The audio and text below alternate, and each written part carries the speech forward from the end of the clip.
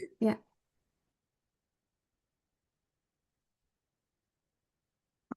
பின்வரும் அமைப்புகளில் ஓகே இது பார்த்துட்டோம். 16 பார்க்க வேணும். வணிக அமைப்புகளை வகைப்படுத்தும் நியதிகள் சில கீழே தரப்படுகின்றன. இவற்றுள் அளவு ரீதியாக நியதியாக கருதப்பட முடியாது. அப்ப கருதப்பட முடியாததுன்னு சொன்னா அளவுன்னு சொன்னா என்ன? எண்ணிக்கை. எண்ணிக்கை சரியா கருதப்பட முடியாது. வணிகத்தினுடைய மூலதனம் எஸ் அளவுல பார்க்கலாம். வணிகத்தினுடைய எண்ணிக்கை சரி ஊழியர்களுடைய எண்ணிக்கை அவளையும் என்ன செய்யலாம்? எண்ணி பார்க்கலாம்.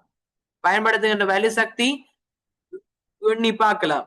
ஊழியர்களுடைய வினைத்திறன் ஊழியர்களுடைய வினைத்திறனை வச்சுக்கிட்டு நாங்க என்ன செய்யலாது? நாங்க பெரிய நிறுவனமா சிறிய நிறுவனமான்னு சொல்லி பார்க்க முடியாது. அதாவது ஊழியர்கள் நல்லா வேலை செய்யறாங்களா இல்லையான்றதை வச்சுக்கொண்டு நாங்க என்ன செய்யலாது? எங்களோட நிறுவன பெருசா சின்னதா அளவு ரீதியா பார்க்கலாமா? இல்லன்னு. அப்ப ஆன்சர் என்னது? கருதப்பட முடியாதது 4வது.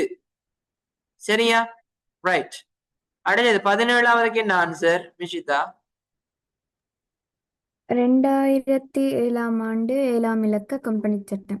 எஸ் பங்காளர் அதாவது பங்குடைமையின் கீழே பாத்தீங்களா பங்காளர்களுடைய உச்ச எண்ணிக்கை 20 பேர் வரைதான் இருக்கணும் என்று சொல்லிட்டு என்ன சொல்லுது?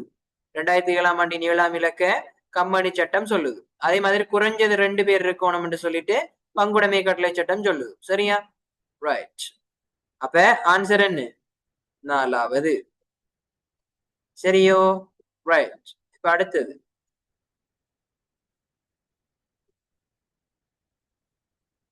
18வதுக்கு என்ன ஆன்சர்? ஆகாஷ்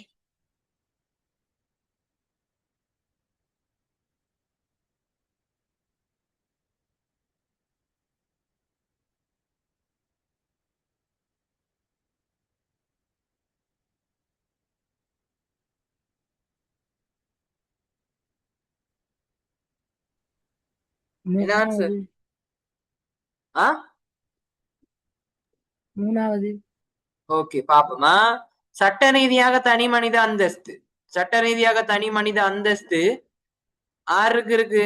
கூட்டணிக்கப்பட்ட கம்பெனிக்கு இருக்குன்னு பார்த்திருக்கோம். ரைட். மற்றதை பார்ப்போம்.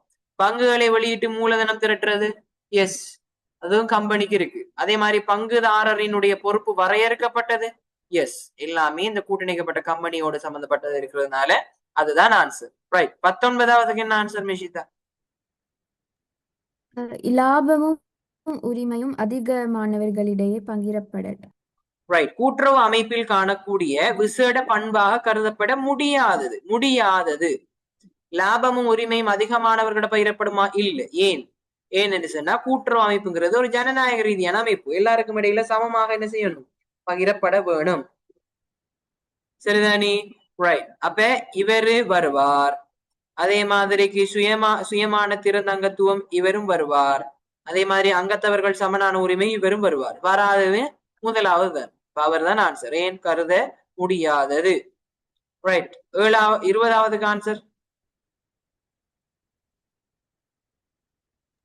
2வது.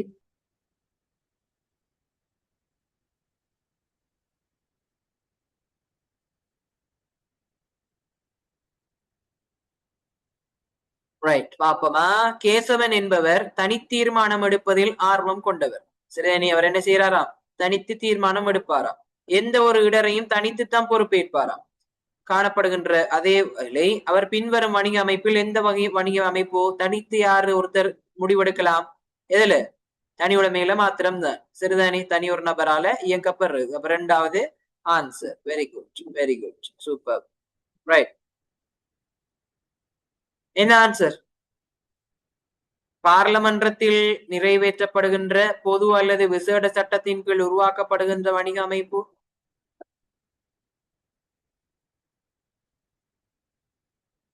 நான் அடிக்கடி உங்களுக்கு என்ன செய்யறது? இந்த கேள்விய காட்டுறது. ஏன்னா இதுல இந்த குழப்பம் சில நேரம் வரும்ங்கிறதுனால என்ன என்னது வரும்?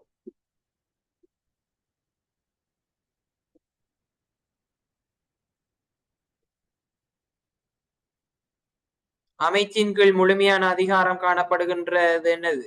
அரச திணைக்களம் டிபார்ட்மெண்ட். சரியா? அதே மாதிரி முழுமையான உரிமை அரசாங்கத்துக்கு அல்லது உரிமையின் பெரும்பான்மை அரசாங்கத்துக்கு உரிய காணப்படுகின்ற அமைப்பு அரச கூட்டுத்தாவனம். அரச நியமிக்கப்படுகின்ற பணிப்பாளர் சபையின் மூலம் கூட்டுத்தாவனம் என்ன செய்யும்? உருவாக்கப்படும்.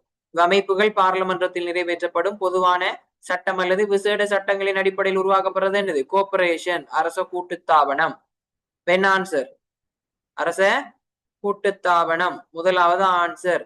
பார்லமென்ற விசேட சட்டத்தின் கீழே உருவாக்கப்படுதுண்டா அது என்னது? அரச கூட்டுத்தாபனம். மறக்க கூடாது. சரியா பிள்ளைகள்? ரைட். 22வது என்ன ஆன்சர் மிஷிதா?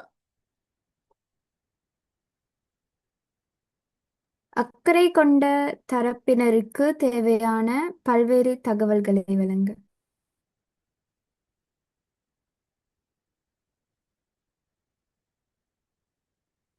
கணக்கீட்டினுடைய பிரதான நோக்கமாக கருதக்கூடியது. முடியாததா கூடியதான்னு பார்க்கணும். கூடியது. அப்ப வணிகத்தின் மீது அக்கறை செலுத்துகின்ற தரப்பினர்களுக்கு தேவையான நிதி தகவல்களை வழங்குறது. அதான் பிரதான நோக்கம். ஆக 3வது ஆன்சர். சரியா? ரைட். 23வதுக்கு என்ன ஆன்சர்? 3வது. வணிகம் ஒன்றில் இடம்பெறுகின்ற கொடுக்கல் வாங்கல்கள் கீழே தந்திருக்கிறாங்க. இவற்றில கணக்கீட்டில் கருத்தில் கொள்ளப்படாத கொடுக்கல் வாங்கலை தெரிவு செய்க. அப்ப அண்டர்லைன் பண்ணணும் கருத்தில் கொள்ளப்படாதது. அப்ப கணக்கீட்டுல கருத்தில் கொள்ளப்படாத கொடுக்கல் வாங்கல் என்னன்னு பார்த்தோம்னா எங்களுக்கு தெரிஞ்சிருக்கணும் பண ரீதியாக அளவிட முடியாத ஒரு விடயத்தை என்ன செய்யலாது? கணக்கீட்டுல கொண்டு வரப்படும். அப்ப பணத்தால் அளவிட்டாதான் என்ன செய்வோம்? அதை கணக்குல கொண்டு வருவோம். அப்ப பாப்போம். 5000 கடன் வருமதி ஒன்று அறவிட முடியா கடன். இதை நாங்க பதிவோம். என்ன கணக்கீட்டுல பதிவோம். எப்படி பதிவோம்? கடன் பட்ட ஒரு கணக்கு செலவு, அணவிட முடியா கடன் கணக்கு வரவு. மாதாந்தம் வாடகை கொடுத்தோம்டா வாடகை கணக்கு வரவு என்னது? காசாக கொடுத்திருக்கிறோம், காசு கணக்கு செலவு அவரும் வரும். முகாமைத்துவம் சாரா ஊழியர்கள் எண்ணிக்கையை கொண்டு போய் பதிவோமா? இல்லை. 10,000 பெறுமதியான பொருள் தொகுதி ஒன்று அழிவுற்றால் என்னது? அழிவு நட்டம். என்ன அவை இருப்புல குறைப்போம். இருப்புல குறைச்சி போட்ட என்ன செய்வோம்? நட்டமாகவும் காட்டுவோம். சரியானே? ரைட். அப்ப இவரும் வருவார். என்ன வராது? 3வது தான் வராது. ஆன்சர் 3வது ஆன்சர். 24வதுக்கு சொல்லுங்க அப்ப மிஷிதா குயிக்கா.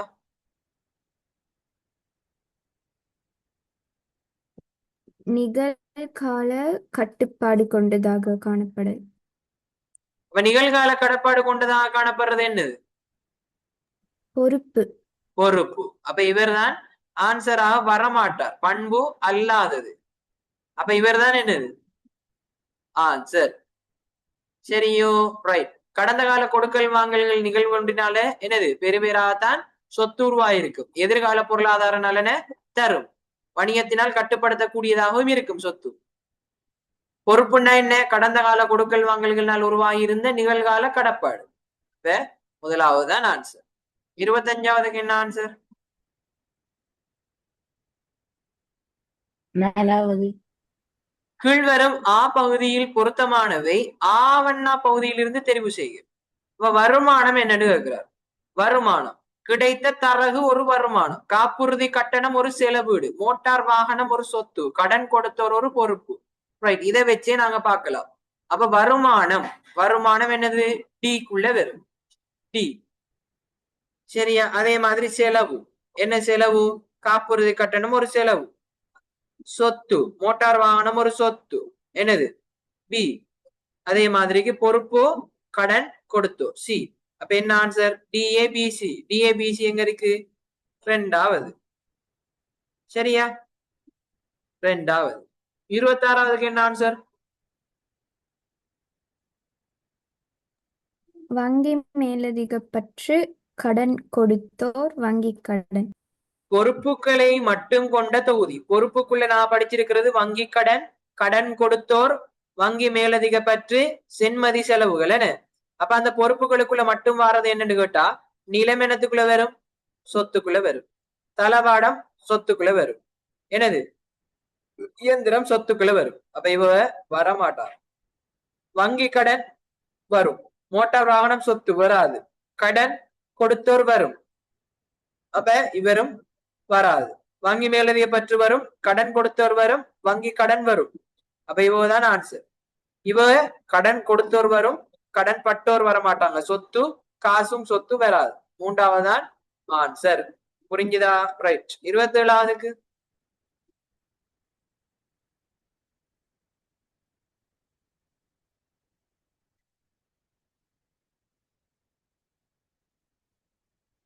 இத மாதிரி ஒன்று நம்ம போன கணக்குலையும் பார்த்தோம்.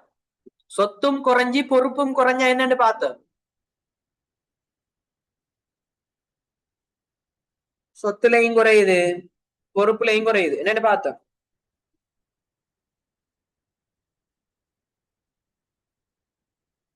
Nishitha, what is the answer?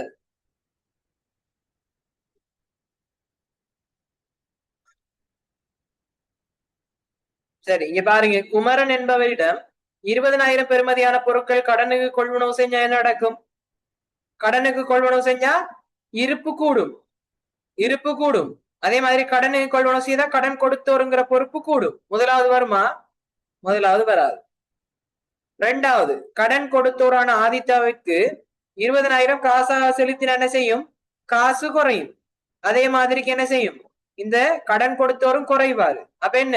அதான் கொடுக்கல் வாங்கல். ரைட், அடுத்தது பார்ப்போம். வாடகை 20,000 காசாக செலுத்தின என்ன நடக்கும்?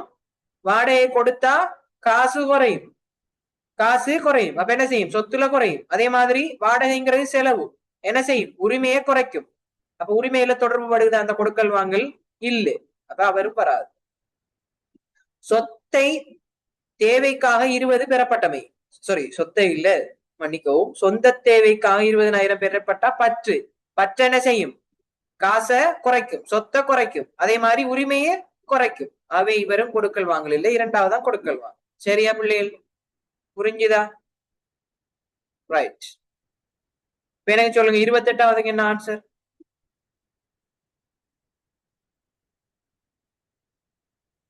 இருபத்தெட்டாவதுக்கு என்ன ஆன்சர்?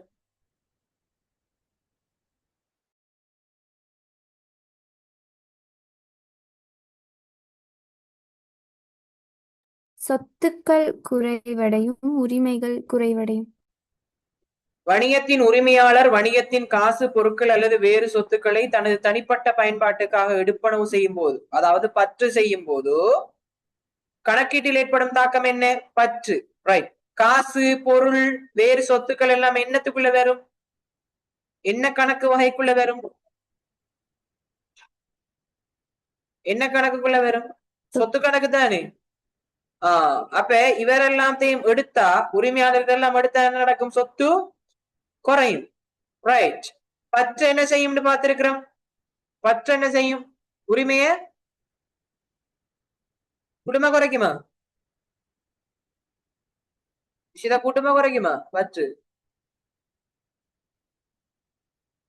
பற்று உரிமையை குறைக்கும். குறைக்கும். அப்ப சொத்தும் குறையும், உரிமையும் குறையும்ங்கிறது எத்தனையாவது ஆன்சர்?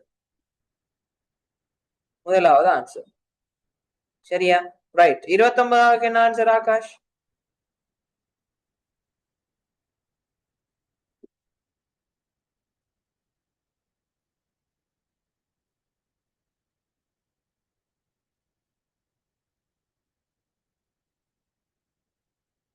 என்ன ஆன்சர்? 4வது.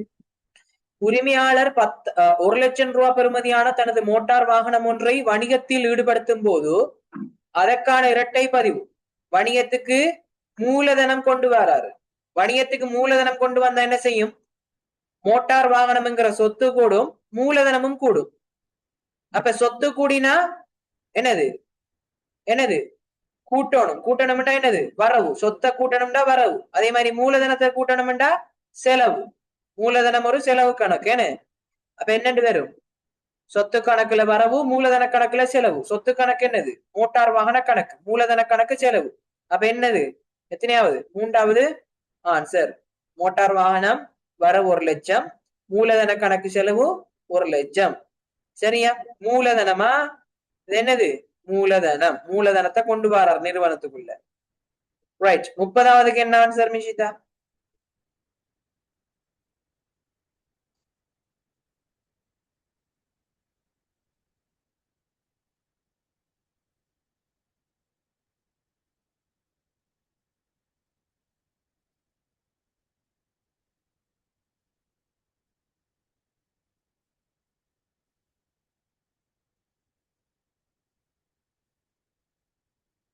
என்ன குழம்பிட்டா?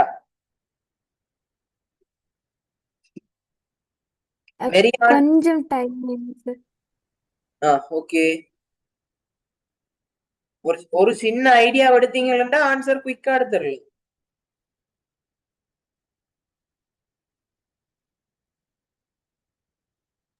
Third answer. தேர்ட் ஆண்டு சொல்லி பாப்போமா? இதுக்கு நீங்க சரியா எடுத்தீங்களா வெரி குட்டா நீங்க. ரைட், ஓகே பாப்போமா? கடனுக்கு தளவாடம் விற்பனை. கடன் தொடர்பாக விற்பனையோ கடன் தொடர்பாக கொள்வனவோ நடந்தாலோ என்னன்னு பாவிப்போம்? பட்டியல் யூஸ் பண்ணுவோம். ஆகவே இங்க விற்பனை நடந்திருக்கு. ஆகவே விற்பனை பட்டியல். விற்பனை பட்டியல் என்ன வரும்? ஏழு வரும். சரியா? ரைட்.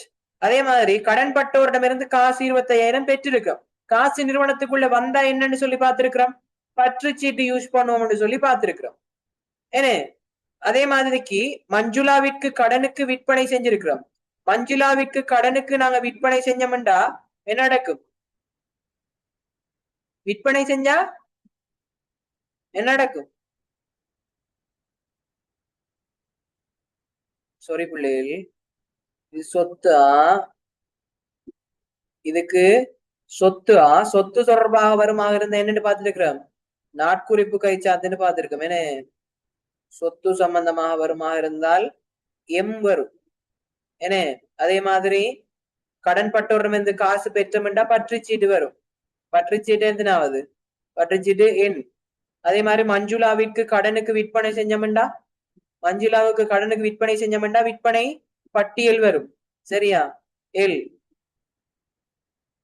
சரியா? சரியா பிள்ளையா? சரிதானே? ரைட். அதே மாதிரி மின்சார கட்டணம் செலுத்தியது. காசு கொடுத்தோம்டா கைச்சாத்து யூஸ் பண்ணுவோம். கொடுப்பனவோ கைச்சாத்து. புரியுதா? எம்என்எல்கே. எம்என்எல்கே எத்தனாவது? இரண்டாவது answer. Nishitha, this is wrong. என்ன புரிஞ்சுதா இல்லையா? புரிஞ்சுது சார். அதுல உள்ள எஸ். எம்முக்கு அங்க செகண்டா உள்ள கேய கவனிக்கல. எல்லாம் கவனிக்கணும். இங்க ஐடியா என்னண்டா, சொத்து சம்பந்தமாக பேசியிருக்கிறார். தளவாடம் விற்பனை சொத்து சம்பந்தமாக காய்ச்சாரண்டா நாட்குறிப்பு கைச்சாத்து வரும். சரியா? அப்ப எம்ம முதலாவது வரும் கண்டுபிடிச்சா இவ ரெண்டு பேரும் என்னது வராது. சரி, அப்ப மூன்றாவதா ரெண்டாவதாங்கிறது தான் கொஸ்டின். இப்ப கடன் பட்டோரிடம் இருந்து காசை நாங்க பெற்றோம்டா காசு வந்தா என்ன யூஸ் பண்ணுவோம்? பற்றுச்சீட்டு. காசு போனா கைச்சாத்து. அதுதானே நாங்க எங்கட காசேட்ல பயன்படுத்துவோம். வரவு பக்கம் பற்றுச்சீட்டு இலக்கமும் செலவு பக்கமும் கைச்சாத்து இலக்கமும் யூஸ் பண்ணுவோம். ஏன்னா காசு வருதுண்டா பற்றுச்சீட்டு பட்டியல் இலக்கம், போகுதுண்டு சொன்னா என்னது கைச்சாத்து அல்லது கைச்சாத்து இலக்கம்னு யூஸ் பண்ணுவோம். என்ன அப்ப இங்க காசு பெறுறோம், பெற்றா பற்றுச்சீட்டு, அதனாலதான் எம். அப்ப எம் என். அப்ப எம் என் வருதுன்னா இவர் ஆன்சராக வராது மூன்றாவது. அப்ப இவர் தான் ஆன்சர் குயிக்காக எடுத்துடலாம். சரிதானே? ரைட். இந்தியான் கிளாஸ் இவ்வளவுதான் பிள்ளைகள். நாளைய கிளாஸ்ல 31வது கேள்வியில இருந்து பார்த்துட்டு பார்ட் 2க்கு போவோம். சரிதானே? அப்ப என்ன செய்யுங்க, எல்லாத்தையும் ட்ரை பண்ணிட்டு வாங்க. நம்ம நாளைய கிளாஸ்ல மிச்ச மீதியை பார்ப்போம்.